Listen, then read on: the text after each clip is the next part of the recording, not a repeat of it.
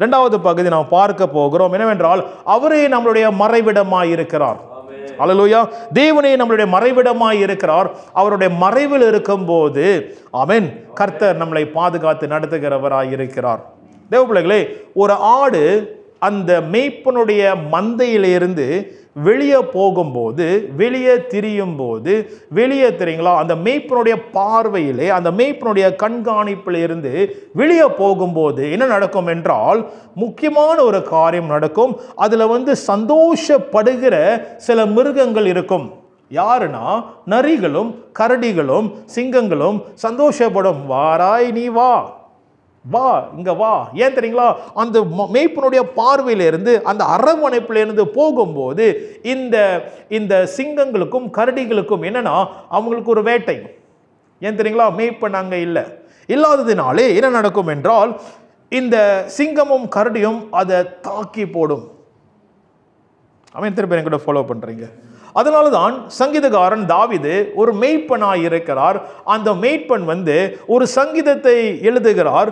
அந்த சங்கீதம் கிறிஸ்துவ பாடலே அதிகமாய் பாடின உள்ள சங்கீதம் தான் சங்கீதம் 23. The most famous songs released through Psalms 23. சங்கீதக்காரன் அபிஷேகத்தினால் எழுதின சங்கீதம் 23 அது பிரபலமாய் இந்த நாள் வரை யூதர்கள் இப்படியாக சங்கீதம் 23 மனப்பாடமாக ஜெபமாய் செய்வார்களாம். சமீபத்தில் ஒரு போதகர்கிட்ட பேசும்போது அவர் என்ன சொன்னார்னா, இந்த சங்கீதம் அவ்வளோ வல்லமை உள்ளது, அந்த சங்கீதம் 23 அவர் ஜெபமாக அனுதினம் செய்து கொண்டிருக்கிறேன்னு சொல்லி பகிர்ந்து கொண்டார். அப்போ சங்கீதம் 23 ஒரு வல்லமை நிறைந்த ஒரு சங்கீதம். அப்படி சொல்றது காட்டிலும் இன்னொரு மறு பக்கத்தில் எப்படி சொல்லலாம் என்றால், அந்த சங்கீதம் உணர்ந்து, அப்போ நானே ஒரு மேய்ப்பராய் இருக்கிறேன், அவர் என்னுடைய மேய்ப்பராய் இருக்கிறார் என்று உணர்ந்து எழுதின, அபிஷேகத்தினால் நிரம்பி எழுதின ஒரு பாடலாக இருக்கிறது. ஆமென். நம்ம புரிந்து கொள்ள வேண்டும், சங்கீதம் எல்லாம் பாடல்கள், இட்ஸ் சாங்ஸ், போயம்ஸ். அப்போ நம்ம படிக்கும் போது நம்ம முதல் படித்தாங்களே, கர்த்தர் என் மேய்ப்பர், அவங்களுக்கு தெரியாது இது நான் எடுக்க போகிறேன்னு சொல்லிட்டு, எனது கர்த்தர் என் மேய்ப்பராய் இருக்கிறதால். ஸோ அப்போ பாருங்க, எப்படின்னா இப்படி தான் நம்ம சங்கீதத்தை படிக்கணும். ஸோ ஆகையால் தேவ பிள்ளைகளே, இந்த சங்கீதம் 23 கர்த்தருடைய மறைவிடத்தை காண்பிக்கிறது. It's showing a hiding place. சங்கீதக்காரன் சொல்லுகிறான், அந்த அனுபவத்தில் சொல்லுகிறான், அந்த மேய்ப்பனுடைய பார்வையிலே அந்த மறைவிடத்தில் நான் இருக்கிறேன் என்று சங்கீதக்காரன் அழகாக சொல்லுகிறான் சங்கீதம் 23 மூலியமாக. இதுதான் நாம் பார்க்க போகிறோம் இந்த நாளிலே. இது கொஞ்சம் பார்த்து இதிலிருந்து நம்ம போன வாரம் நான் பேச வேண்டிய ஒரு காரியம், அதை நான் விட்டுட்டேன், அதை நம்ம பார்க்க போகிறோம். ஆமென். தேங்க்யூ. சரி, கொஞ்சம் அப்படி எடுத்துருங்க. ஓகே, 23 சங்கீதம் 23 நம்ம எடுத்துக்கொள்ளுமா? Let's turn to Psalms 23. இது சரியா இல்லை போல இருக்கு, ஸ்டேபிளா இல்லை. ஓகே, எடுத்துக்கொள்ளுமா சங்கீதம் 23 எல்லாம் எடுத்துக்கொள்வோமா? சங்கீதம் 23. ஓகே, எனக்கு வாசிக்கிறீங்களா ஒன்றுனா? கர்த்தர் என் மேய்ப்பராய் இருக்கிறார், நான் தாழ்ச்சி அடை. இதிலே கொஞ்சம் நின்றுங்களேன். பாருங்க, நீங்கள் தியானம் செய்யும் போது நான் உற்சாகப்படுத்துகிறேன், வீட்டில் போய் என்ன செய்யுங்க, சங்கீதம் 23 தியானம் செய்யுங்க. நீங்கள் அந்த முதல் பகுதியிலே கர்த்தர் என் மேய்ப்பராய் இருக்கிறார், இங்கிலீஷில் போட்டிருக்கோம், the Lord is my shepherd, அப்படி தான் ஆரம்பிக்குது. வாசிங்கம்மா. The Lord is my shepherd. பாருங்க, நீங்க இந்த சங்கீதம் 23 நினைக்கிறேன் பல மாதங்கள் உங்கள் தியானத்திலே நீங்க கடந்து போகலாம். ஆமென். திருப்பி சொல்றேன், நீங்க வேதத்தை தியானிக்கும் போது கடற்கடன்னு முடிக்க தேவையில்லை. ஒரு பகுதியை நான் முடிச்சிட்டேன், இன்னொரு சாப்டர் நான் முடிச்சிட்டேன். கர்த்தர் அந்த இடத்துல உங்களை கொண்டு போனார்னா அந்த ஜேர்னிக்கு கொண்டு போவார். பாருங்க, கர்த்தர் என் மேய்ப்பர், the Lord, இங்கிலீஷ்ல போட்டிருக்க the Lord. அப்படின்னா என்ன எழுதிருக்குன்னா, the Lord, அதுவே அந்த ஒரு தியானம். the Lord அப்படின்னா வேற கடவுள் இல்லை, வேற தேவன் இல்லை, the Lord, அவர் அந்த கடவுள். அப்படின்னா அந்த குறிப்பிட்ட தேவன் அப்படின்னு சொல்லி சங்கீதக்காரன் சொல்லுகிறான், என் மேய்ப்பராய் இருக்கிறார், இட்ஸ் மை ஷெப்பர்ட். ஹல்லேலூயா. இதுவே ஒரு தியானம். அவர் என்னுடைய, அப்படின்னா இஸ் a personal God. என்னை தனிப்பட்ட முறையில் சந்திக்கிற தேவன், சரிப்பட்ட முறையில் என்னை அரவணைக்கிற தேவன். யார் என் கூட இல்லைனாலும் அவர் அந்த மேய்ப்பர் என்னை தனியாய் பார்க்கிற தேவனாய் இருக்கிறார். ஹல்லேலூயா. போன இங்கிலீஷ் ஆராதனையில் நம்ம அப்படிதான் நம்ம பார்த்தோம், எப்படியாக ஜக்கேயுஸை பார்த்து, ஏய் குள்ளனேன்னு ஆண்டவர் சொல்ல கிடையாது, ஏய் கட்டைனேன்னு ஆண்டவர் சொல்ல கிடையாது, ஏய் மரத்தில் இருக்கிறவனே சொல்ல கிடையாது. ஆண்டவர் பெயரிட்டு அழைத்தார், ஜக்கேயுவே இறங்கி வா, நான் உன் வீட்டில் தங்க வேண்டும். ஆமென். ஹல்லேலூயா. அவருடைய உள்ளங்கையிலே, ஆமென், என்னது ஆமென். அல்லேலூயா. அப்ப ஒவ்வொருவரும் அவர் பெயர் அறிந்த தேவனாய் இருக்கிறார். அப்ப என்ன தெரியுங்களா, அந்த பேர்ல ஆண்டவர் கூப்பிடுவார், உங்களுடைய பேர்ல கூப்பிடுவார். ஆமென். அப்ப அவர் அப்படிப்பட்ட நல்லவர், என் தேவனாய் இருக்கிறார் என்று சங்கீதக்காரன் அழகாக விவரிக்கிறான். அப்பனா தேவன் எப்படி செய்யறாரு, அவருடைய மறைவிடத்தில் நம்மளை அவர் சேர்த்து கொள்ளுகிறார். நீ ஏன் பிள்ளைப்பா, நீ ஏன் அரவணைப்புல இருக்கிற மகன் சொல்லி, மகள் என்று சொல்லி கர்த்தர் இங்க உறுதிப்படுத்துகிறார். அதெல்லாம் சங்கீதக்காரன் சொல்லுகிறான், எப்படி என்னுடைய ஆடுகள் நான் பார்க்கிறது போல என் தேவன் என்னை பார்த்து கொள்ளுகிறார். அல்லேலூயா. வாசிங்க தொடர்ந்து. அவர் என்னை புல்லுள்ள இடங்களிலே மேய்த்து, புல்லுள்ள இடங்களை அவர் அமர்ந்த தண்ணீர் அண்டையில் கொண்டு போய் விடுகிறார். அப்படிதானே போட்டிருக்கு. திருப்பி வாசிங்க. புல்லுள்ள இடங்களிலே மேய்த்து, it takes me to green pastures. எனக்கு இதுதான் தமிழ்ல பெரிய பிரச்சனையா இருக்குது. ஓகே, இங்கிலீஷ்ல வாசிங்க. He makes me to lie down in green pastures. அப்புறம் He leads me beside quiet waters. அங்க அமர்ந்த தண்ணீர் இருக்குது. ஆனா இங்க இங்கிலீஷ்ல ஒரு பக்கம் நம்ம பார்க்கணும். He makes me to lie down. அப்ப அந்த ஆடு என்ன செய்தான், அந்த இடத்துல, அந்த பசுமையான இடத்துல, புல்லுள்ள இடத்துல அந்த ஆடு அது என்ன செய்யுது, அது முட்டிக்கால் கீழே போட்டு ஆடு உட்காருது. எல்லாம் கவனிப்போம். ஆராய்ச்சியாளர் இப்படியாக சொல்லுகிறார்கள், ஆடுகள் பாருங்க, மான் இந்த மாதிரி மிருகங்கள் எப்பொழுதும் அது கவனமா இருக்கும், தண்ணி குடிக்கும்போது கவனமா பார்த்துக்கிட்டு இருக்கும், அது எப்பொழுதும் கவனமா இருக்குமா. ஏன் தெரியுங்களா, ஏதாச்சும் வந்துருமோ, கரடி நரி எல்லாம் வந்துருமோ சொல்லி எப்பொழுதும் அது கண்கள் அது குடித்தாலும் தெரியுங்களா பாதுகாப்பா இருக்கும். அதனால தான் கிதியோனோட சேனை யார் தண்ணியில குடிக்கிறாங்க, யார் கீழே குடிக்கிறாங்க ஆண்டவர் எடுக்க சொல்றாரு. ஏன்னா கவனம் இல்லாததுனால. புரியுதுங்களா, கவனம் இல்லை. அப்ப இந்த ஆடுகள் என்ன செய்யணும், கவனமா தெரியுங்களா பார்த்து பார்த்து பார்த்து செய்யணும். ஆனா இந்த சங்கீதம் 23 மேய்ப்பன் சங்கீதக்காரன் தாவீது ஒரு மேய்ப்பன் சொல்லுகிறார், அவர் இந்த ஆடு பசுமையான இடத்துல அது உட்காருது, காலை இது பண்ணி மடக்கிட்டு உட்காருதுன்னா அப்ப என்ன தெரியுங்களா, அதுக்கு ஒரு நிச்சயம் என் மேய்ப்பர் பார்த்து கொள்வார். அல்லேலூயா. நான் பார்த்துக்க தேவையில்லை, நான் அங்கங்க பார்க்க தேவையில்லை, மேய்ப்பர் என் கூட இருக்கிறார். Hallelujah. He makes me to lie down. அப்போ அந்த ஆடு உட்கார்ந்துருக்கு பசுமையான இடத்துல, சாப்பிட்டுட்டு ரிலாக்ஸா உட்கார்ந்து இருக்குது. ஆமென். இதுதான் தேவனுடைய மறைவிடம். தேவனுடைய மறைவிடத்தில் கர்த்தர் அந்த பாதுகாப்பும் அந்த நிச்சயத்தையும் கொடுக்கிறவராக இருக்கிறார். ஹல்லேலூயா. நான் தூங்குவேன், அவர் பார்த்து கொள்வார். ஆமென். நான் கலக்கம் அடைய மாட்டேன், அவர் பார்த்து கொள்வார். இருதய சமயத்தில் அடிச்சுட்டு இருக்கு, இப்படி பட அடிச்சிருக்கு, அடுத்தது என்ன நடக்க போகுதுன்னு. ஆமென். ஷலோம் நிரம்பும், கர்த்தர் பார்த்து கொள்வார். ஹல்லேலூயா. ஏன் தெரியுங்களா, சில நேரத்தில் சில சூழ்நிலை போகும்போது நாங்கள் பல சூழ்நிலை கடந்து போனோம். ஆனால் எப்பொழுதும் முன்னக்க பார்த்து சந்தோஷமாக இருப்போம், சரி இப்போ நம்ம பாட்டுக்க போயிட்டு இருக்கோம் தெரியுங்களா. என்ன காரணம் தெரியுங்களா, என்ன நடந்தாலும் கர்த்தர் கூடவே இருக்கிறார் சொல்லி ஒரு நிச்சயம். ஹல்லேலூயா. கர்த்தர் நடத்துவார் என்று ஒரு நிச்சயம். அடுத்த நாளைக்கு என்ன நடக்க போகுதுன்னு தெரியல, கர்த்தர் நடத்துவார் என்று ஒரு நிச்சயம். உள்ளுக்குள்ள ஜாய், அந்த சந்தோஷம் கர்த்தர், அந்த சமாதானம் கர்த்தர் மீட்பர் கொடுக்கிறவராய் இருக்கிறார். மனுஷம் அல்ல, உலகம் அல்ல, பணம் அல்ல, செல்வாக்கு அல்ல, கர்த்தரை கொடுக்கிறவராய் இருக்கிறார். ஆமென். ஹல்லேலூயா. அதனால நாம் முழு நிச்சயத்தோடு நாம் சொல்ல முடியும், கர்த்தர் என் மீட்பராய் இருக்கிறார், அவர் பார்த்து கொள்வார். இதுதான் உன்னதமான மறைவிடம். இந்த மறைவிடம் எங்கேயும் கிடைக்காது. எந்த பேலஸ் உங்களுக்கு கிடைச்சாலும், எந்த தெரியுங்களா செல்வாக்கு கிடைச்சாலும், நம்ம எந்த உயர்வுல மேல இருந்தாலும் இந்த மறைவிடம் நமக்கு கிடைக்கவே கிடைக்காது. அந்த மறைவிடம் கர்த்தர் என் மீட்பராய் இருக்கிறார். ஹல்லேலூயா. ஆமென். ஹல்லேலூயா. வாசிங்க அடுத்தது என்ன எழுதிருக்குது. He leads me beside quiet waters. அவர் அமர்ந்த தண்ணீர் அண்டையிலே கொண்டு போய் விடுகிறார். பாருங்க, இதெல்லாம் டீடைல்ஸாக சங்கீதக்காரன் எழுதுகிறான். அந்த அமர்ந்த தண்ணீர் சொல்லும்போது அது ஓடுற தண்ணீர்ல மேய்ப்பன் கொண்டு போய் விடல, அமர்ந்த தண்ணீரில் கொண்டு போய் விடுகிறார். ஏன் தெரியுங்களா, அது பயங்கரமா ஓடுற தண்ணினா அது ஆடுகளுக்கு வெரி டேஞ்சரஸ், ஆபத்து. ஏன் தெரியுங்களா, திடீர்னு ஆடு தடிக்கிருச்சுன்னா அது அடிச்சுட்டு போயிருமா அந்த ஆடை. இதெல்லாம் ஆராய்ச்சியாளர் சொல்லுகிறார். அப்படின்னா அந்த அமர்ந்த தண்ணீர் அண்டை அதுக்கும் காமா இருக்குமா, அந்த ஆடுகளுக்கும் பீஸ்ஃபுல்லாக இருக்குமா. அப்புறம் அந்த அமர்ந்த தண்ணீர் அண்டையில் ரிலாக்ஸாக அதை போய் குடிக்குமா. ஏன்னா அந்த ஓடின தண்ணி அது ஆபத்தான ஒரு தண்ணியாக இருக்குதுன்னு சொல்லிட்டு, அவர் எப்பொழுதும் கொந்தளிக்கிற கடலும் அமைதிப்படுத்துகிற தேவனாக இருக்கிறார். ஹல்லேலூயா. அலைகள் அடிக்கும் போது, புயல் அடிக்கும் போது அவர் அமைதிப்படுத்தின தேவனாய் இருக்கிறார். அமர்ந்த தண்ணீர் அண்டையிலே நம்மளை கொண்டு போய் விடுகிற நல்ல மீட்பராய் இருக்கிறார். ஹல்லேலூயா. ஆமென். ஆமென். ஹல்லேலூயா. வாசிங்க தொடர்ந்து என்ன போட்டிருக்கு எழுதிருக்குது, 4வது வசனமா வாசிங்க.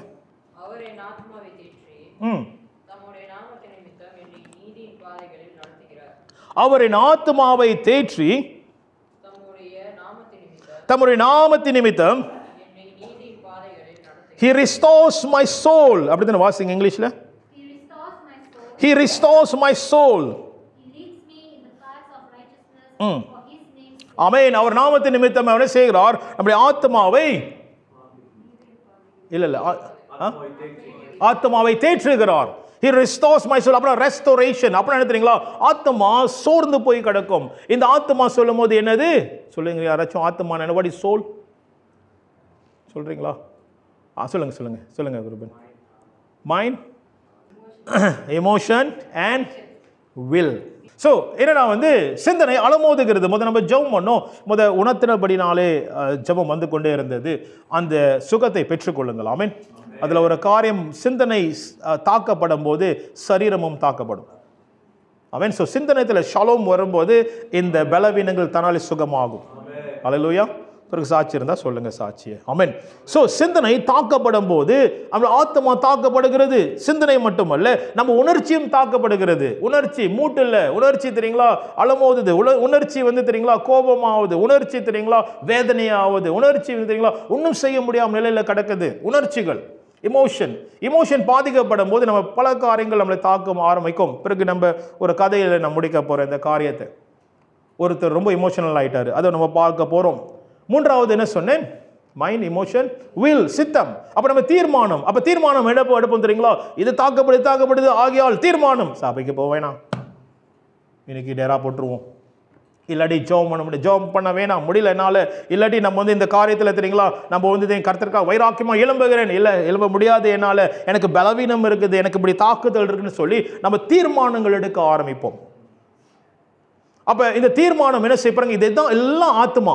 இந்த ஆத்மா மேய்ப்பருடைய கரத்தில் வரும்போது அவர் சொல்லுகிறார், அவர் என்ன செய்கிறார்? இந்த ஆத்மாவை தேற்றுகிறார். இங்கிலீஷ்ல ரெஸ்டோ பண்றாரு. அப்ப நான் தெரியுங்களா, திருப்பியும் ரெஸ்டோனா திருப்பியும் சரிப்படுத்துகிறது. ஹல்லேலூயா. இப்போ ஒரு பழைய மோட்டோ இருக்குது. அந்த மோட்டோ துருவாயி, இப்போ என் மோட்டோ இருந்துச்சு, துருவாயி நாய் தெரியுங்களா அந்த சீட்டெல்லாம் கடிச்சு போட்டு அந்த மோட்டோ பயங்கரமாக நிலையில் கிடந்துச்சு சங்களூன்ல. ஸோ என் ஃப்ரெண்ட் கொண்டு போயிட்டு மோட்டோ அழகாக செஞ்சு, அந்த பழைய மோட்டோ செஞ்சு தெரியுங்களா ரெஸ்டோ, அதான் சொல்லுவாங்க ரெஸ்டோ. அப்படின்னா புதுமையாக அதே போல் கொண்டு போய் அது என்ன செய்யுது? அந்த காரியத்தை கொண்டு வருது. இங்கே வேதம் அழகாக சங்கீதக்காரன் சொல்கிறான், He restores my soul. என் ஆத்மாவை அவர் என்ன செய்கிறார்? மீண்டுமாக சரிப்படுத்துகிறார். என்னோட சிந்தனை மீண்டுமாக இந்த சரியான நிலைக்கு கொண்டு வருகிறார். என்னுடைய உணர்ச்சிகள் மீண்டுமாக சந்தோஷமாக இருக்கும்படிக்கு. ஹல்லேலூயா. எவ்வளோ பிரச்சனை, எவ்வளோ சோதனை, எவ்வளோ களைப்பா இருக்கும், ஆனால் இங்கே வரும்போது ஒரு கிருபை வரும் பாருங்க. ஹல்லேலூயா. ஒரு பயங்கரமான இந்த பலிபீடத்துக்கு வருவது பயங்கரமான ஒரு கிருபை வரும், பயங்கரமான ஒரு பலம் வரும். ஒரு கிருபை தருகிறார். உணர்ச்சியில ஒரு கிருபை, சித்தத்தில் ஒரு கிருபை தருகிறார். ஆமென். அப்படின்னா சித்தம் நம்மளுடைய தீர்மானம் என்ன நடந்தாலும் ஒரு பலன் கர்த்தர் தருகிறார். இல்லை, தொடர்ந்து நான் ஓடுவேன். ஒரு பலத்தை கர்த்தர் கொடுப்பார். நீ தீர்மானம் எடு, நான் உன்னோடு கூட இருக்கிறேன். கிதியோன் பார்த்து சொன்ன வார்த்தை, நான் உன் கூட இருக்கிறேன், நீ போ, இருக்கிற பலத்தோட போ, நான் இருக்கிறேன் கூடன்னு சொல்லி. மோசஸ் பார்த்து என்ன சொல்லுகிறார்? நீ போ, நான் உன் கூட இருக்கிறேன்னு கர்த்தர் சொல்லுகிறார். அப்ப தீர்மானம் எடு, நான் உன் கூட வரேன்னு சொல்லி கர்த்தரே அவர் மேய்ப்பராய் இருந்து நடத்துகிறவராய் இருக்கிறார். ஹல்லேலூயா. அவர் நல்ல மேய்ப்பர். ஹல்லேலூயா. அவர் நல்ல மேய்ப்பர். வாசிங்க தொடர்ந்து. நாமத்தின் நிமித்தம் அவர் நீதியின் சரியான பாதையிலே ஆத்மாவை அவர் தேற்றி நீதியின் பாதையில் நடத்துகிறார். நான் மரண இருளில் பள்ளத்தாக்கில் நடந்தாலும் பொல்லாப்புக்கு பயப்படின். அப்படின்னா மரண இருள் பள்ளத்தாக்கு நடக்கிறேன். அப்படின்னா மரணம் என்னை சூழ்ந்து கொண்டு இருக்கிறது. பிசாசானவன் தாக்குகிறான், மரணம் பரியந்தம் என்னை தாக்குகிறான். அப்படின்னா மரணம் கிட்ட வந்துருச்சு. அந்த பாதையில் நான் போறேன். வரும்போது கூட நான் பொல்லாப்புக்கு பயப்படேன். பயங்கரமான வார்த்தை. I will not be afraid. ஆமென். நான் பயப்படேன். I will not be afraid. சங்கீதக்காரன் சொல்லுகிறான், நீ நான் ஆடா நான் பார்க்குறேன், தேவனே நீங்கள் மேய்ப்பராக இருக்கிறீங்க, நான் இந்த பாதையில் போகும்போது நான் பயப்பட மாட்டேன் ஆண்டவரே, தேவரீர் என்னோடு கூட இருக்கிறார். பார்த்தீங்களா, திருப்பியும் அந்த வார்த்தை தான் வருது. ஆண்டு முதல் சொன்னது போல, நான் கூட இருப்பேன் நீ போ, நான் கூட இருப்பேன் நீ போ. இங்க கூட சங்கீதக்காரன் அழகா சொல்லுகிறார், கர்த்தர் மேய்ப்பராய் இருக்கிறார். என்னது? நான் பன்னீரில் பள்ளத்தாக்கில் நடந்தாலும் பொல்லாப்புக்கு பயப்படேன், ஏனென்றால் தேவரீர் என்னோடு கூட நீர் இருக்கிறீர். ஆமென். You are with me. இதுதான் அந்த மறைவிடம். இதான் இதை காமிக்கிறதெல்லாம் மறைவிடம். அவன் நான் கூட இருக்கிறேன்ப்பா, உன் கோலும் தடியும் என்னை தேற்றும். எப்படி தேற்றும்? வாசிங்க இங்கிலீஷ்ல.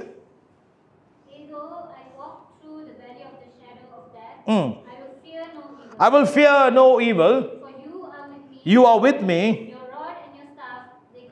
Comfort me. சில பேர் எப்படியா மொழிபெயர்ப்பாங்க, அந்த ராட் வந்து கருத்தில் போடுவார் அப்படின்னு சொல்லிட்டு, ஆடுகளை சேட்டை படிச்சுன்னா போடுவார்னு. ஆனால் இங்கே கம்ஃபர்ட் மீன் போட்டிருக்கு. அவர் என்ன செய்கிறார்? அவர் தமிழில் திருப்பியும் என்னது? தேவர் என்னோட கூட இருக்கிற கோலும் தடியும் என்னை தேற்றும். கவனிங்கள், ஒன்றாவது காரியம் இந்த பகுதி இந்த வசனத்தில் நம்ம பார்க்கும்போது, அவர் எப்பொழுதும் பயத்தை உண்டாக்குகிற தேவனில் பயத்தை எடுக்கிற தேவனாக இருக்கிறார். ஹல்லேலூயா. நம்மளுடைய வாழ்க்கையில வந்து கர்த்தர் ஒரு பாதையில கொண்டு போகும்போது, அவர் அனுமதிக்கும் போது, பயம் வரும்போது, தேவ பிள்ளைகளே, அது கர்த்தர்கிட்டேருந்து வருகிற காரியம் அல்ல. It's not from God. Sometime நம்ம பயப்படுவோம், நம்ம சுபாவம் தானே, நம்ம பயப்படுவோம். சம்டைம் அந்த சூழலை பார்த்து பயப்படுவோம், சம்டைம் சில நபரை பார்த்து நம்ம பயப்படுவோம், சில நேரத்தில் என்ன நடக்க போகுது எதிர்காலத்தை பார்த்து நம்ம பயப்படுவோம். நிறைய பயங்கள் வருது. இதை காட்டிலும் வந்து பேய் படத்தை பார்த்து அதில் ஒரு பயம், தூங்குறதுக்கு பயம் வந்துடும். Plus plus plus plus. அப்போ கர்த்தர் கொடுக்கிற பயம் அல்ல. கர்த்தர் எப்பொழுதும் பயத்தை கொடுக்கிறவர் அல்ல. அல்லேலூயா, அல்லேலூயா, ஆமென். ஆகையால் என்னதான் அவர் சொல்லுகிறார், சங்கீதக்காரன் அழகாக சொல்லுகிறார், என்னது? நான் பயப்படேன். I will not be afraid because you are with me. என்னோடு கூட இருக்கிறீர். ஆகையால் பயம் இருக்கும்போது நாம் ஞாபகம் வைக்க வேண்டிய ஒரு காரியம் இந்த சிந்தனைக்குள் என்ன தெரியுங்களா? கர்த்தாவே என் கூட இருக்கிறீங்க. ஆமென். என் கூட இருக்கிறீங்க, பக்கத்தில் இருக்கீங்க. இன்னைக்கு நான் வந்து மரண இருள், நான் வந்து படுத்திருக்கேன். ஆண்டவரே, அடுத்தது மரணமா என்ன எனக்கு தெரியல, நான் படுத்திருக்கேன். அந்த நேரத்தில் கூட என்ன தெரியுங்களா? தேவரீர் என்னோடு கூட இருக்கிறேன். ஆமென். இங்கேயா இல்லாட்டி அடுத்த உலகமா எங்கே கொண்டு போகிறீங்களோ, தேவரீர் என்னோடு கூட இருக்கிறீர். ஆமென். அப்போ இந்த பூமியில் மட்டுமல்ல, இந்த பிரயாணத்தில் அது இங்கேயும் சதாகாலமும் எங்கே இருந்தாலும் கர்த்தர் சொல்லுகிறார், உன் கூட நான் இருக்கிறேன். கவனிங்கள், உங்களுடைய மறைவிடம் இந்த உலகம் அல்ல, உங்கள் மறைவிடம் குடும்பம் அல்ல, உங்களுடைய மறைவிடம் தேவனாய் இருக்கிறார். ஹல்லேலூயா. அப்போ எங்கே போனாலும் அவர் கூடவே இருக்கிற தேவனாய் இருக்கிறார். ஹல்லேலூயா. அவர் நல்லவர். ஆமென். தேவர் என்னோட கூட கோலும் தடியும் என்னை தேற்றும். அப்போ அந்த கோல் தடின்னு சொல்லும் போது, கோல் வந்து என்ன தெரியுங்களா? அது அப்படியே வளைஞ்சிருக்கும். கோல், மேய்ப்பனுடைய கோல் பார்த்துருக்கீங்களா? அது அப்படியே வளைஞ்சிருக்கும். நான் பிக்சர்லாம் கொண்டு வரல. ஸோ அந்த கோல் என்ன செய்யும்? அந்த கோல் ஆடுகள் என்ன செய்யும்? ஆடுகள் வந்து அப்படியே வழி தப்பி போகும்போது இந்த கோலில் மேய்ப்பன் என்ன செய்வாராம்? அந்த ஆடுகளுடைய கழுத்தை வச்சு அப்படியே இழுப்பாராம், இழுத்து கொண்டு வருவாராம். அந்த ஆடு போகும்போது அப்படி கழுத்தை வச்சு கொஞ்சம் இழுத்து வருவாராம். எப்பொழுதும் மேய்ப்பன் என்ன செய்கிறார்? அந்த கோலினால் தன்னோடு கூட வைத்துக் கொள்வாராம், அந்த ஆடுகள் சிதறி போகாதபடிக்கு. தடி என்ன செய்யும்னா, இந்த தடி நரிகள் வரும்போது, கரடிகள் வரும்போது இந்த தடியை வந்து தெரியுங்களா பாதுகாக்கும்படி மேய்ப்பன் பார்த்து கொள்வாராம். அல்லேலூயா. அப்ப நான் கோலும் தடியும் என்னை தேற்றும். அல்லேலூயா. நான் தேற்றும். என்னோட கூட அரைவணைக்கிற தேவனாக இருக்கார். வருகிற சத்துருவானவன் அவர் முறியடிக்கிற தேவனாக இருக்கிறார். அல்லேலூயா. அவர் நல்லவராய். தேவ பிள்ளைகளே, இதனால் சரி வாசிச்சு முடிச்சிடுறீங்களா? அந்த முடிஞ்சா சங்கீதம் அவ்வளோதானா? வாசிங்க. என் சத்துருக்களுக்கு முன்பதாக. ஆமென். இது பயங்கரமான ஒரு வசனம். பந்தியை ஆயத்தப்படுத்துகிறீர், தலை எண்ணெயாய் அபிஷேகம் பண்ணுகிறீர். ஓகே, பாருங்க, இந்த வசனம் இப்படி நான் சீக்கிரமா போறேன். நான் இன்னொரு பகுதி நான் உங்களுக்கு கொண்டு வர போறேன். ஏன்னா நான் வந்து முதல் காரியம் என்னது? என் சத்துருக்களுக்கு முன்பாக ஒரு பந்தியை ஆயத்தம் பண்ணுகிறேன். அப்ப நான் என் சத்துரு வரும்போது அந்த மறைவிடத்தில் தேவன் என்ன செய்கிறாராம்? அவர் பந்தியை ஆயத்தப்படுத்துகிறாராம். என்ன வைக்கிறாருன்னா, ஒரு புஃபே சாப்பாடு. நம்மளாம் புஃபேக்கு போனோம், ஸ்ரீ மலேசியாலையா புஃபே போனோம். நாங்கள் பயங்கர சாப்பாடு, எல்லாம் வந்து அப்படி சாப்பாடு இருந்துச்சு. சத்துருக்கு முன்பாக ஒரு பந்தியை ஆயத்தப்படுது. அந்த பந்தி வித்தியாசமான பந்தி. அப்பனா சத்துருக்கு எதிரி வரும்போது, நம்மளை தாக்குதல் வரும்போது கர்த்தர் என்ன செய்கிறாராம்? இங்க வா, வந்து சாப்பிடுன்னு ஆண்டவர் நம்மளை அழைக்கிறார். இங்க அந்த மறைவிடத்துல அழைத்து, அந்த சாப்பாடு என்ன சாப்பாடு தெரியுங்களா? அது பிரியாணி கிடையாது. அந்த சாப்பாடு வந்து தெரியுங்களா, தொம்யாம் கிடையாது. அந்த சாப்பாடு நம்ம நினைக்கிற சாப்பாடு கிடையாது. அந்த சாப்பாடு கர்த்தர் நமக்காக வைத்த வார்த்தை, மன்னா. ஆமென். அப்ப இப்படி அதை மேற்கொள்ள போற, அந்த சத்துரு எப்படி நீ வந்து முறியடிக்க போறேன்னு சொல்லி கர்த்தர் பேசுவார், ஸ்ட்ராட்டஜி கொடுப்பார் இந்த வசனம் மூலியமாக. இதுதான் சத்துருக்கு முன்பாக ஒரு பந்தியை ஆயத்தப்படுத்துகிறேன். அப்ப நீ வந்து சாப்பிட்டுட்டு நல்ல பலமாயிட்டு போ, சண்டை போடு, நான் கூட இருப்பேன். அல்லேலூயா. அவருடைய ஸ்ட்ராட்டஜி. ஆண்டவர் என்ன செய்தார்னா இஸ்ரவேல் ஜனங்களுக்கு அவர் மன்னாவை கொடுத்தார். ரைட்டுங்களா? வனாந்தரத்தில் என்ன கொடுத்தாரு? சொல்லுங்கள், என்ன கொடுத்தாரு? மன்னா. உங்களுக்கு பீஹோன் இருக்கு அப்புறமேல.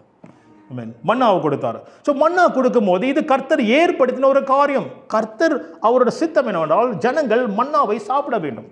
அந்த மன்னா என்ன செய்யணும்? அவங்க காலையிலே போயிட்டு அவங்க அந்த மன்னாவை பொறுக்கி அவங்க என்ன செய்யணும்? அது வந்து தெரியுங்களா, சூரியன் வந்து சூரியன் வந்து தெரியுங்க வேலை வர்றதுக்குள்ளே இதெல்லாம் எடுத்துடணும். ஏன்னா சூரியன் வந்துருச்சுன்னா அவங்களால ஒன்றும் செய்ய முடியாது அந்த மன்னாவை.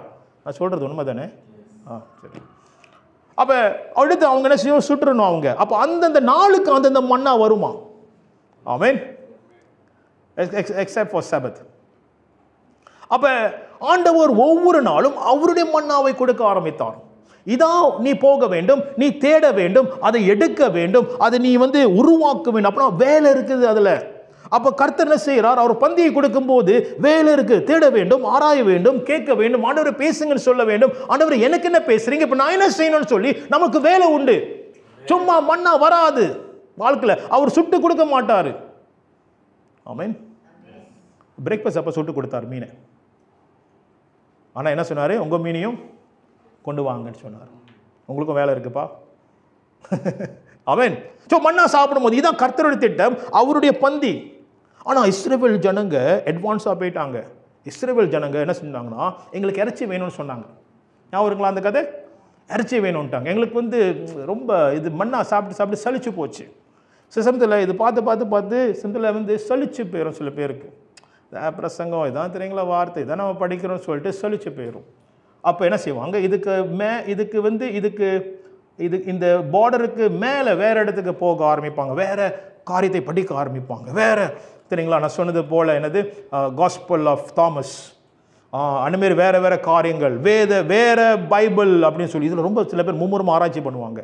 இது படிக்க மாட்டாங்க, வேற ஆராய்ச்சி பண்ணுவாங்க சரிங்களா. அப்போ இந்தமாரி காரியம் இஸ்ரவேல் ஜனங்கள் அப்படி தான் செஞ்சாங்க. என்னன்னா எங்களுக்கு இறைச்சி வேணும்னு சொன்னாங்க. ஆண்டவர் சொன்னார், பாரு நான் மன்னாவை கொடுக்குறேன், ஆனால் நீ கேட்குறபடினாலே. பிறகு ஆண்டவர் வந்து ஜென்டல்மேன், ஆண்டவர் வந்து ஃபாஸ்ட் பண்ணுற தேவன் இல்லை. அப்போ என்ன செஞ்சார்? அந்த மன்னா அந்த இறைச்சியை ஆண்டவர் கொடுத்தார். கொடுத்து என்ன தெரியுங்களா சொன்னார்? பயங்கரம் இறைச்சி தெரியுங்களா. அந்த இறைச்சி அப்படி எத்தனையோ ஸ்டாக், எத்தனை வாட்டி உயரத்துக்கு வரைக்கும் அந்த இறைச்சி இருந்துச்சான். அந்த என்னது அந்த காடை ஆண்டவர் கொண்டு வந்தார். ஆனால் என்ன தெரியுங்களா சொன்னார்?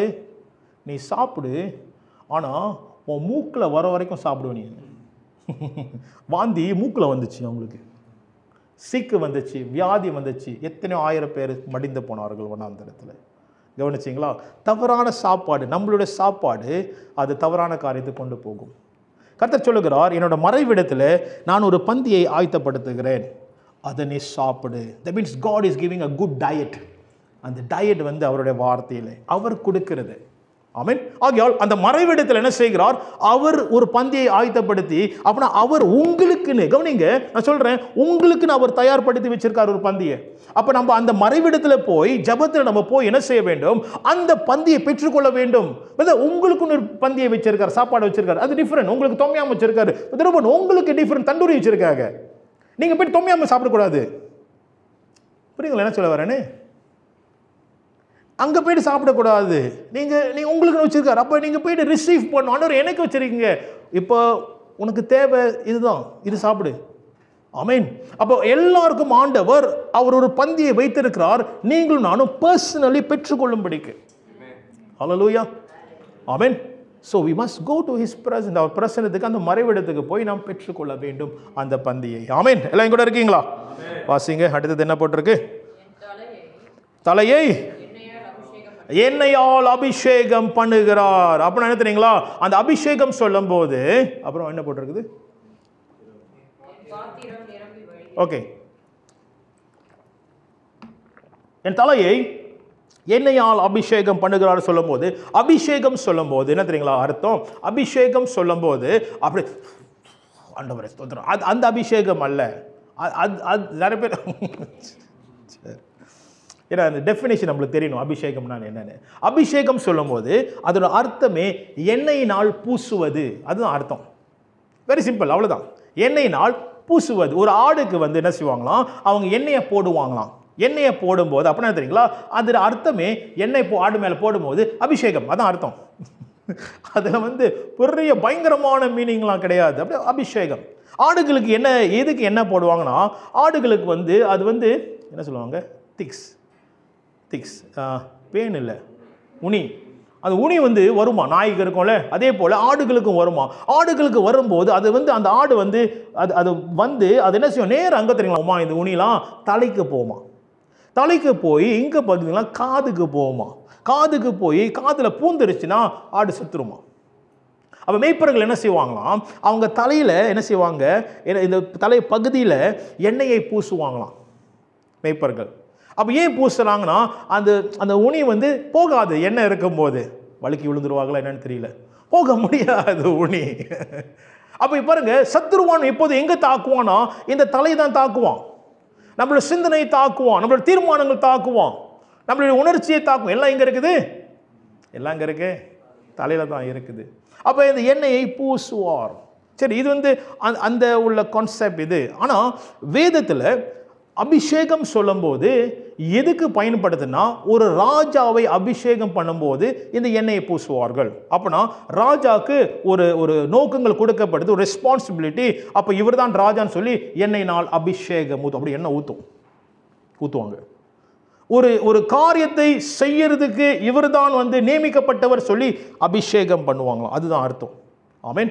அப்போ என்ன செய்கிறார் ஆண்டவர், ஒரு பந்தியை ஆயத்தப்படுத்தி நம்மளை எண்ணெயினால் அபிஷேகம் பண்ணுகிறார் சொல்லும்போது, அப்புறம் நம்மளுக்குன்னு ஒரு நோக்கத்தை வைத்து அந்த நோக்கத்தை அடையும்படி கர்த்தர் அனுப்புகிறார். அதுதான் அபிஷேகம். அப்போ அவர் அபிஷேகம் பிரசனத்தில், அவருடைய சமூகத்திலே வார்த்தையை கொடுத்து, பந்தியை கொடுத்து அவர் அபிஷேகம் பண்ணுகிறார். புறப்பட்டு போ, என்னுடைய அபிஷேகத்தை நீ போறப்ப. அல்லேலூயா, ஆமென். எல்லாம் கூட இருக்கீங்களா? சரி, அடுத்தது என்ன போட்டிருக்கு, என்னெல்லாம் அபிஷேகம் பண்ணி என் பாத்திரம் நிரம்பி. பிறகு இதெல்லாம் ப்ரிப்பேர் பண்ண நான் நிரம்பிட்டு இந்த வார்த்தை பந்தியை நான் ஏற்றுக்கொண்டு அவர் அபிஷேகம் பண்ணுகிறார். போப்பா போ, உன் கூட இருக்கப்பான்னு சொல்லி அந்த அபிஷேகத்தினால் என்ன செய்யறான், சரி நடக்குது. இப்போ என் உள்ளுக்க பாத்திரம் நிரம்பி வழியுது, என்னால் கண்டெயின் பண்ண முடியல, என்னால் வச்சுக்க முடியல. நான் இப்போ புறப்படணும், நான் இப்போ வந்து மற்றவங்க ஆசீர்வதிக்கணும், நான் இதை விட்டு வைக்கணும், நான் வந்து தெரியுங்களா பிறருக்காக ஜெபிக்கணும், நான் வந்து தெரியுங்களா ஏதாவது நான் பேசணும், நான் வந்து தெரியுங்களா கர்த்தருக்காக ஏதாவது செய்யணும். பாத்திரம் நிரம்பி வழிகிறது, நிற்க முடியாது, நிற்க முடியாது. நான் சொன்னேன், பாத்திரம் நிரம்பி வழும்போது நம்மளால் நிற்க முடியாது. நீங்கள் ஓடுவீங்க கர்த்தருக்காக. அல்லேலூயா. அப்புறம் அடுத்தது வாசிங்க. என் ஜீவனுள்ள நாளெல்லாம் நன்மையும் கிருபையும் என்னை தொடரும். என் ஜீவனுள்ள நாளெல்லாம் நன்மையும் கிருபையும். இதான் நம்ம அறிக்கை செய்கிறோம் ஒவ்வொரு வாரமும். நம்மளுடைய ஜீவ நாளெல்லாம் கர்த்தர் என்ன சொல்கிறார், நன்மையும் கிருபையும் நம்மை தொடரும். நன்மை நம்மை தொடரும். தேவ பிள்ளைகளே, நாம் சபிக்கப்பட்டவர்கள் அல்ல. அவர் மறைவிடத்தில் இருக்கிற நாம் நன்மையினால் நிரப்பப்பட்டவர்கள். ஆமென். அவர் மறைவிடத்தில் இருக்கிற அவர் மேய்ப்பராய் இருக்கும்போது நன்மை நம்மளை தொடரும். It will follow us. இங்கிலீஷ்ல வாசிங்க. Surely goodness and mercy shall follow me.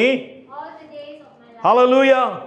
Shall follow me all the days of my life. கவனிங்க, நல்லா அந்த வசனத்தை கவனிங்க. இன்னொரு காரியம் தொடரும் எழுதப்பட்டிருக்குது மார்க் 16வது அதிகாரத்தில். ஒவ்வொரு விசுவாசிகளுக்கும் என்னன்னா அந்த வரங்கள் தொடருமா.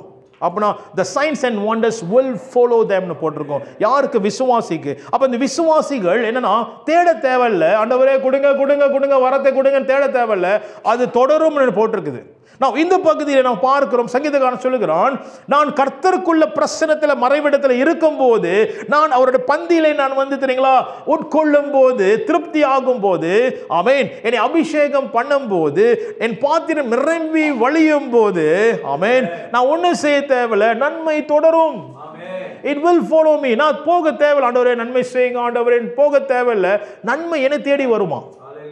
ஹல்லேலூயா. கிருபை என்னை தேடி வருமா. ஏன் தெரியுங்களா, கர்த்தர் நம்ம மீட்பராய் இருக்கிறார், அவர் நன்மை செய்கிறவராய் இருக்கிறார். அப்போஸ்தலர் 10வது அதிகாரம் 38வது வசனம். நான் இன்னொரு பகுதிக்கு போக போகிறதில்லை, சங்கீதம் 23 முடிஞ்சிருச்சு. சரி வாசிங்க, கரெக்டாக சொல்கிறேண்ணா. அப்போஸ்தலர் 10வது அதிகாரம் 38வது வசனம். ரைட்டா, கரெக்டாக சொல்கிறேண்ணா, வாசிங்க. கரெக்டு தான். ஓகே. பரிசுத்த ஆவியினால் வல்லமையினாலும் அபிஷேகம் பண்ணினார், கூடவே எப்படி அவர் நன்மை செய்கிறவராய்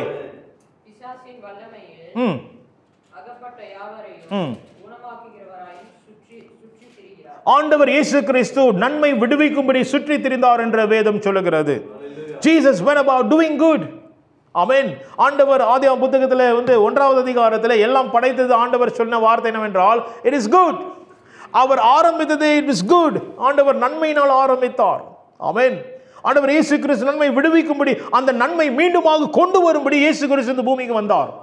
நல்ல மீட்பர் நல்லதை கொண்டு வரும்படி அவர் வந்தார். ஆகையால் தேவ பிள்ளைகளே, நம்மளுடைய அடையாளம் என்ன தெரியுங்களா? கர்த்தருடைய நன்மையே. அவனுடைய அடையாளமே கர்த்தர் நன்மை நம்மோடு கூட இருக்கிறது. God's goodness is upon our life. Hallelujah. Amen. Hallelujah. It will follow you. It will follow your family. உங்க குடும்பத்தை நன்மை தொடரும். உங்களுடைய வாழ்க்கையில நன்மை தொடரும். உங்க வாழ்க்கையில உங்க ஊழியத்தில நன்மை தொடரும். It will follow you. தேட தேவையில்லை. கர்த்தர் அவர் வரும்போது, அவர் மீட்பராய் இருக்கும்போது நன்மை தேடி வரும். ஹல்லேலூயா. வாசிங்க. முடிஞ்சா? நன்மையும் கிருபையும் தொடரும்.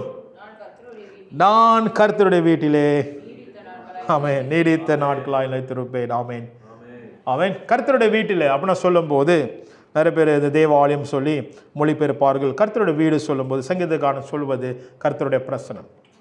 நான் கர்த்தருடைய பிரசனத்திலே நீடித்த நாட்களாய் நிலைத்திருப்பேன்.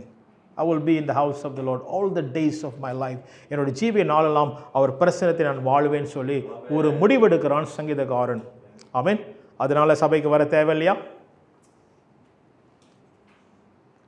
நீங்க அமைதியா இருக்கிறத பார்த்தா வேற மாதிரில இருக்குது. அப்ப சபைக்கு வர தேவையில்லையா? ஆமென். நீங்க பாரம்பரிய சபையை பார்த்தீங்கன்னா, நான் இந்தியாவுக்கு போகும்போது சிஎஸ்ஐ சபை, பாரம்பரிய சபை, பெரிய சர்ச், பெரிய நல்லா புதுசாக இருக்கும், கிராஸ் இருக்கும். நம்ம போகணுமா? இல்லை, நம்ம போகல. ஸோ சென்னையில் போகும்போது அங்கே பார்த்தீங்கன்னா அவங்க காலையிலேயே சர்ச் திறந்துருவாங்க. கேத்தலிக் சர்ச்சும் அப்படி தானேம்மா, காலை திறந்துருவாங்க. அப்போ யார் வேணாலும் வரலாம், உள்ளுக்கு பூந்துட்டு தெரியுங்களா, ப்ரே பண்ணிட்டு போகலாம். அது திறந்துருக்கும். இங்கே நம்ம இப்படி செய்ய முடியாது. அப்புறம் பிஎஸ் சிஸ்டம்லாம் காணா போயிடும். தேவாலயம் அப்படி அங்கே இருப்போம், அங்கே ஆள் இருப்பாங்க தெரியுங்களா. அங்கே நான் பார்க்குறேன், நான் போனேன், உள்ளுக்கு போந்து நான் உட்காந்து இப்படி ஜோம் பண்ணிட்டு இருந்தேன். அக்காவும் ஜோம் பண்ணிட்டு இருந்தாங்க. பார்க்கும்போது வராங்க போகிறாங்க, போலீஸ்காரங்க வராங்க, ஜோம் பண்ணிட்டு அப்படி போகிறாங்க தெரியுங்களா. அப்போ நான் கர்த்தருடைய வீட்டில் நான் வரேன்னு சொல்லி அவங்களுக்கு ஒரு ஆறுதல், கர்த்தர் பிரசனத்தில் நான் வருகிறேன்னு சொல்லி அவங்களுக்கு ஒரு பலன். ஹல்லேலூயா. அதே போல தேவனுடைய பிரசனத்தை நாம் நாட வேண்டும். ஹல்லேலூயா. அவர் மறைவிடத்துக்கு நாம் வர வேண்டும். ஆமென். ஹல்லேலூயா. கர்த்தர் உங்களை ஆசீர்வதிப்பாராக. இன்னொரு காரியம் கொண்டு வச்சிருந்தேன், இதிலே நம்ம ஆண்டவர் நடத்தினார். சங்கீதம் 23 நீங்கள் ஆராய்ந்து பாருங்கள், மெடிடேட் பண்ணுங்க, அதில் ஆழமாக போங்க. கர்த்தர் நிறைய காரியத்தை உங்களுக்கு விடுவிப்பார். ஆமென். அதனாலே இந்த பிரசங்கம் நிச்சயமாக உங்களுக்கு ஆசீர்வாதமாக இருந்திருக்கும். சங்கீதக்காரன் அழகாக சங்கீதம் 23 மூலியமாக நமக்கு அழகாக காண்பித்த இந்த வெளிப்பாடு நிச்சயமாய் உங்களுக்கு பிரயோஜனமாக இருக்கும் என்று விசுவாசிக்கிறேன். அவருடைய ஒளிப்பிடத்துக்கு நாம் வருவோம். இந்த ஒளிப்பிடத்தில் நீங்கள் இருந்தாலும், அது வியாதியின் ஒளிப்பிடம், பிரச்சனையின் ஒளிப்பிடம், கஷ்டத்தின் ஒளிப்பிடம், யாருக்கும் சொல்ல முடியாத ஒளிப்பிடத்தில் நீங்கள் இருந்தீங்கன்னா அவருடைய மறைவிடத்துக்கு நாம் வருவோம். கர்த்தர் நிச்சயமாக அவருடைய சமாதானம், அவருடைய விடுதலை, அவருடைய அமைதி, அமர்ந்த தண்ணீர் அணிலே கொண்டு போய் விடுவார். அவன் நிச்சயமாக ஜீவனுள்ள நாளெல்லாம் நன்மையும் கிருபையும் உங்களை தொடரும். இதனால நாம் ஜெபம் செய்வோம். தகப்பனே, இந்த அருமையான வேலை சுவாமி, உங்களுடைய சமூகத்தில் உங்களுடைய வார்த்தையின்படி நாங்கள் ஒப்புக் கொடுக்கிறோம். உங்களுடைய மறைவிடத்தில் வருகிறவர்களாக, உங்களுடைய மறைவிடத்தில் நாங்கள் சந்தோஷமும் சமாதானம் அப்பா உம்முடைய கர்த்தாவே ஒரு நிச்சயத்தை பெற்றுக்கொள்கிறவர்களாக காணப்பட நாங்கள் ஒப்புக் கொடுக்கிறோம். கேட்ட ஒவ்வொருவரும் ஆசீர்வதிங்க. உங்களுடைய பிரச்சனத்தில் கர்த்தர் ஆசீர்வதித்து நடத்தும்படி ஜெபிக்கிறோம். அப்படியாக இந்த வார்த்தை கர்த்தாவே அநேகருக்கு விடுதலை கொடுத்ததுக்காய் நன்றி, விடுதலை கொடுக்க போகிறதுக்காய் நன்றி. ஒப்புக் கொடுக்கிறோம். இயேசுவின் நாமத்தில் ஜெபிக்கிறோம் பிதாவே. ஆமென். ஆமென். கர்த்தர் உங்களை ஆசீர்வதிப்பாராக. இந்த பிரசங்கம் அநேகருக்கு ஷேர் பண்ணுங்க, அவங்களும் ஆசீர்வதிக்கப்படட்டும். அது மட்டுமல்ல, நிறைய பிரசங்கங்கள் இந்த சேனலில் இருக்குது, பாருங்கள். நிச்சயமாய் கர்த்தர் உங்களை ஆசீர்வதிப்பார். God bless you. உங்களை அடுத்த வாரம் சந்திக்கிறேன். God bless.